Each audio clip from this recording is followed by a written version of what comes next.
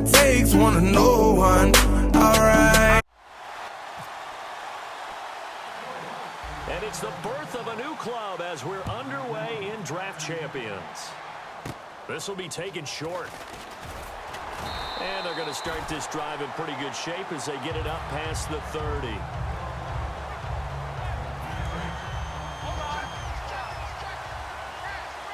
They come out 5 wide, 3 of them to the right side. On first down, it's Romo. And incomplete to open things up. The Pro Bowler DeAndre Hopkins, the intended receiver. And that'll make it 2nd and 10. We know it's not an easy job to go out and catch passes when people are trying to tackle you and knock the ball away. But the bottom line is, that's a pass he's got to have and a pass he should have caught. Jalen Strong, the intended receiver. And it'll be 3rd and 10. So now an early 3rd and 10 here on their opening drive. Throwing on 3rd down, Romo. He's got the completion to Strong. There he goes left side. Touchdown, Vikings. You know why you gotta be so rude. Don't you know I'm human too? Taking a first quarter lead. I think if you polled defensive backs, they would say the corner. Oh, no, no, no, no.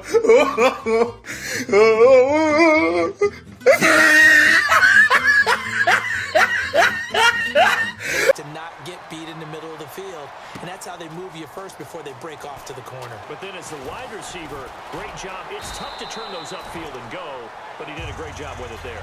Really good balance, really good body control, and how about the end result? A touchdown.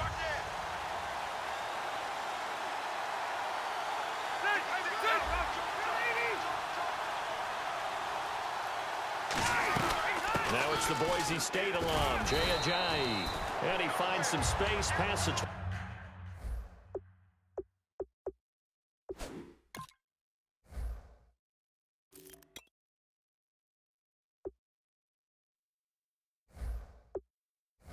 25 to the 27. 3 yards to go on 2nd down. And the D-line pinching together must be expecting the run. Rivers now on 2nd down. Dancing to his left. And he'll get it up near the 35, right at the 34 here. 8 yards on the pickup there, and it moves the sticks. Offensively, they like their situation, so they tried to take a shot downfield, but no one was open. So it was tuck it in run time, and he picks up a first down.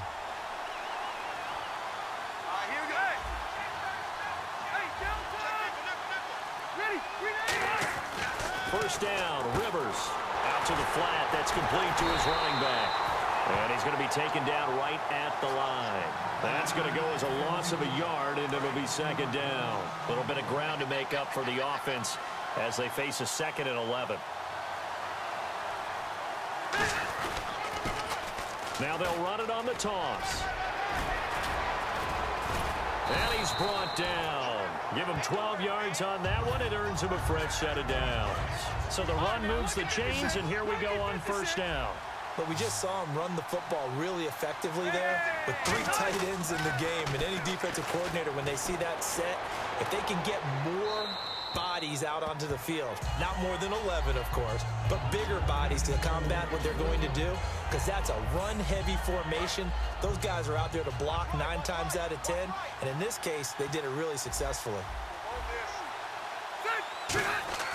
On 2nd down, Rivers again. And he hits his target. It's Kenny Stills. And he'll be taken down at the 44-yard line. Give him 10 yards on the pickup, and they'll be faced with a 3rd and inches.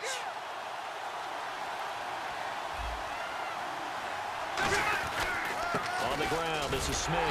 And he's got the first down yardage before he's brought down at the 42. So they pick up the first down after the run, and now they approach for the fresh set. I always appreciate runners who understand situations. That was just 3rd and inches. No reason to dance around in the backfield and try and break off a bigger play.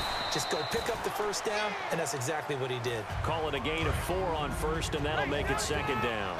Not a run that you're going to write home about, but still a good first down run. That's what an offense calls staying on schedule.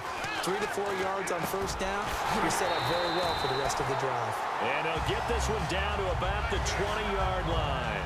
And that's one of his advantages of a passer, is it not? With his height, setting back there in the pocket, firing it over the middle, he can really see everything clearly. It is, and I know that other quarterbacks get it done different ways, all right? You don't have to be his height to make a great play, but what he does is he takes away having to make those slide steps in the pocket to find angles to throw the ball through. He just throws right over the top of it because he can see everything, and sometimes that saves time and gets the ball to a receiver quicker. Oh, and a bad throw there. Fuck you! Fuck you! Fuck you! Over there as his guys will get the football back. Now the Minnesota offense set to take over again. And they were able to punch it in the end zone last time. They'll be looking to do that again here for the defense. Obviously, they'll be looking to stop them from punching it back in the end zone. It always is punch, counter punch, isn't it? And which team has the advantage? Well, let's just go back. Last time on offense, they rolled downfield, got into a good rhythm. You can see a little more bounce in and out of the huddle. You can see the sideline really get into the game. So defensively, you're thinking to yourself, how do we take that away from them? How do we get the advantage back? Let's see what they come up with. I think pressure is always the first way to go. You love pressure. I love it. We'll see if they dial it up this drive. And he'll get it up to the 12-yard line here. It's a 9-yard pickup on the play, and that'll make it 3rd and 1. It's interesting because when I'm watching college football and I'm evaluating guys for the draft now, my list of fullbacks, pure fullbacks, it's a very short list. I'm probably evaluating more punters and kickers now than I am fullbacks, but it doesn't matter what you call the position, it's who you put there, and there we saw completion. Coaches really don't care from what position they get this, but run after the catch ability, rack ability, is often the difference between winning and losing and changing field position. Grady Jarrett with the tackle. That's a good play by the guys on the defensive side of the ball. Held him to a gain of 2. And that changes the playbook a little bit now for the guy calling plays. 2nd and 8. Now he's got to probably think about going to the air instead of maybe staying with the ground game. And some extras coming up on the line here, readying for the blitz. Got to give credit where it's due. Really nice defense on that play. The pitch and catch was successful, but not any run after it. And he'll get it inside the 40 to the 39. He'll get a couple yards on that one, and that'll bring up 4th down.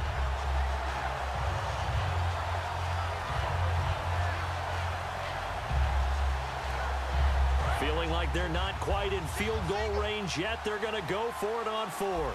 They'll come out in the pistol. On 4th down, Romo. A hit as he throws in this.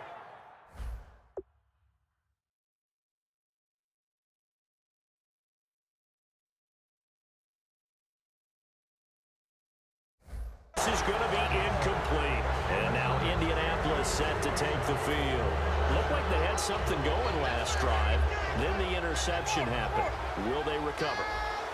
The memory they need to keep with them is that they did have something going. They were moving the ball on offense, had a nice sequence going. Don't worry about the other part. This is caught at the 20. And he finally is out of bounds, but he's down inside the 20-yard line. And time for us to take a break here in the booth. More from the desert after this. They'll run it now with Smith. And he'll get this one down to about the 17. 2 yards on the pickup there. It'll be 2nd and 8. See if they stay on the ground for 2nd down. Partner, you know I love to point out when teams break tendency and do something a little bit different from the norm. But when you run the ball in the first play of the drive, that's not a tendency breaker at all. That's just trying to establish yourself as you move forward. And he just chucked that one out of bounds, out of everyone's reach. Maybe a wise call not to take a sack in this part of the field. It brings up 3rd down. And the Vikings with an extra defender in the secondary on 3rd. Playing coverage here. A good gain there on 3rd and 8 of 7 yards. And now a decision here on 4th and 1. And now the Vikings are going to stop it here on defense with a timeout. It's just their first, so they'll have 2 remaining here before we get to halftime. And no field goal try here from the red zone offense out there. They'll go for it on 4th. They come out here in the eye. Now Rivers on 4th down, and he'll get into the end. Go suck a dick, suck a dick, suck a motherfucking dick. Suck a dick, suck a future small. 10 yards out. And the Colts have tied things up. They can take the lead with the extra point. And he's got it up and through.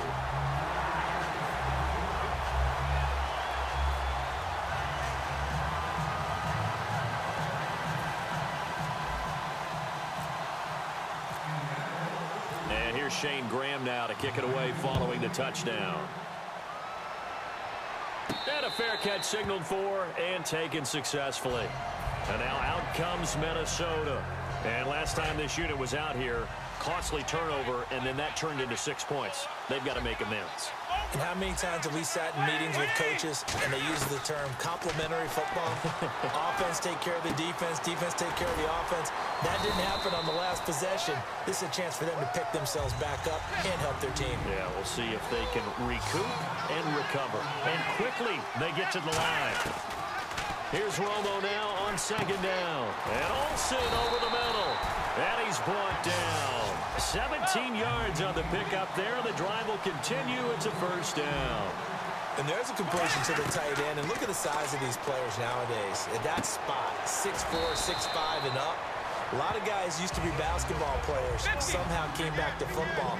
That's really good for the game of football. You're getting better athleticism, great hand-eye coordination, guys who know how to control their bodies when they run their routes. He's going to flip that out to the flat. It's complete. 9 yards on the pickup there, and it keeps the drive alive. We always talk about having to read defenses and how complicated that is. Well, this was an excellent read. This time for Smith, and it's intercepted.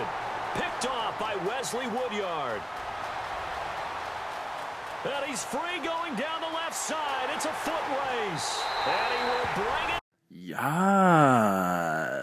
Yes. Yes. Pass over the middle into zone coverage, and it bit him hard. And what's really difficult when you throw it in that direction and versus that zone, that means the linebackers have gotten to their spot, gotten their heads back around, and they can see the quarterback and everything in front of them. And they took big advantage of it, went the other direction, excellent blocking, and picked up a touchdown. And now out comes Minnesota. And with time quickly fading here in the second quarter, not sure how aggressively, offensively they want to play this. I think we'll find out just how much they trust their guys in this situation if they decide to take a shot. And his throw's going to be incomplete.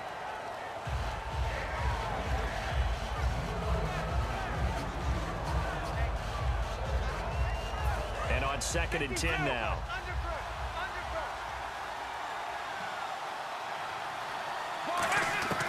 On 2nd and 10, Romo. And his throw here's incomplete. He was looking for the connection with Devin Funchess. And it'll be 3rd and 10 now. It's a tried and true formula, and I don't think it'll change for as long as we play football.